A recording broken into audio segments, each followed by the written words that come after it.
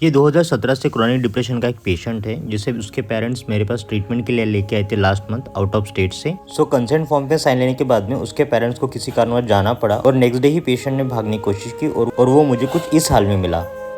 Patient काफ़ी well to do family से था और उसने 2017 से लेकर अब तक काफ़ी सारी जगह ट्रीटमेंट ले चुकी थी, including 6 times shock therapy, but still patient में सिग्निफिकेंट इम्प्रूवमेंट कुछ नहीं था। सबसे पहले तो पेशेंट को मैं अपने घर लेकर आया, वहाँ पे उसके साथ काउंसलिंग की और उसको जो चाहिए वो खाना खिलाया और उसके पहले काउंसलिंग से शांत किया उसे। वो शांत होने के बाद मैं उससे थोड़ा फ्रेश होने बोला और उस दिन उसको आराम करने ही बोला।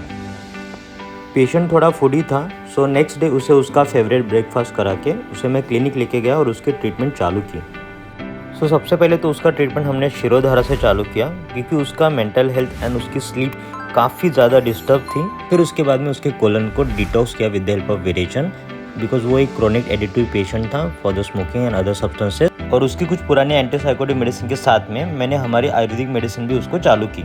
और फिर with the help of panchakarma counselling and medicine patient में धीरे धीरे 10th डे के बाद में इम्प्रूवमेंट दिखना चालू हुआ। उसने खुद के शरीर का ध्यान रखना सीख लिया, उसने खुद ने हेयर कट की डिमांड की, उसका स्लीपिंग पैटर्न काफ़ी इम्प्रूव हो गया और वो एक इंजीनियरिंग स्टूडेंट होने के कारण उसने फिर से लैपटॉप सीखने की कोशिश करी। He was improving a lot. Panchakarma treatment खत्म होने के बाद में जब उसमें सिग्निफिकेंट इंप्रूवमेंट मुझे दिखने लगी तो फिर मैंने उसे 3 मंथ के मेडिसिन एडवाइस करके उसे उसके पेरेंट के पास हैंड ओवर कर दिया।